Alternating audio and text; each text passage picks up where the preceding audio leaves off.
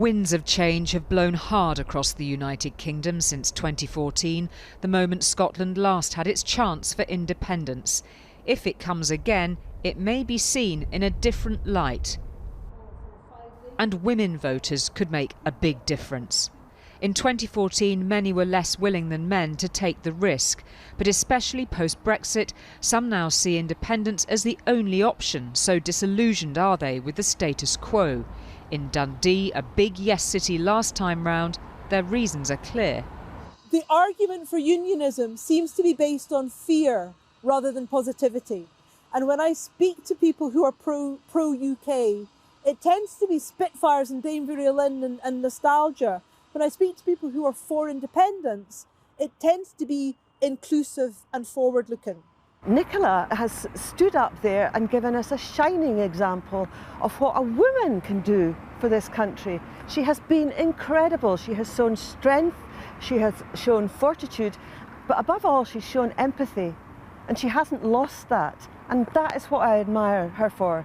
I think there is a bit of truth in the fact that women can be a bit more cautious. I think that Scots themselves are a wee bit kind of cautious generally, and back in 2014 I think it was a bit more of a leap into the dark.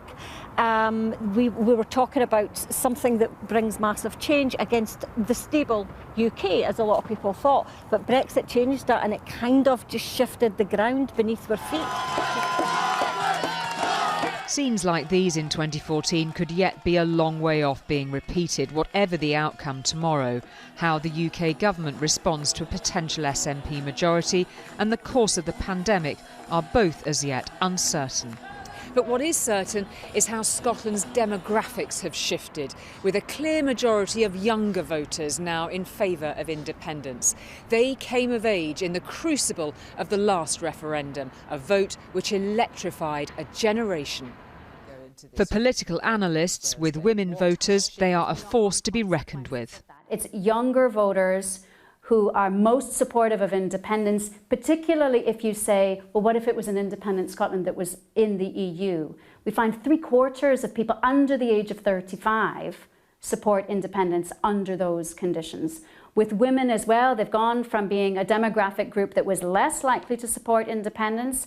Now it's typically 50-50, but if you mention, but what about an independent Scotland that's within Europe, we're up at 55% for women.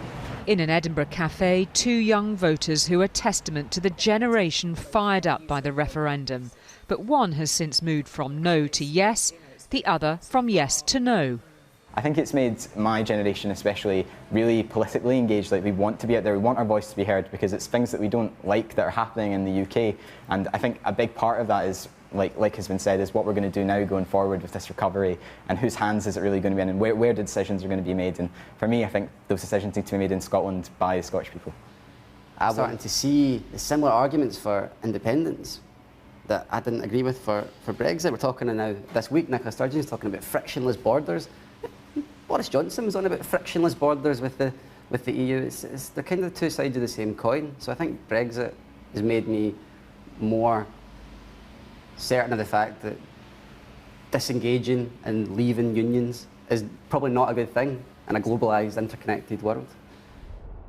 It's Scotland's place in that world which could be shaped by what comes tomorrow. On the eve of this historic vote, as light falls, it holds its breath. Julie Etchingham, News at 10, Edinburgh.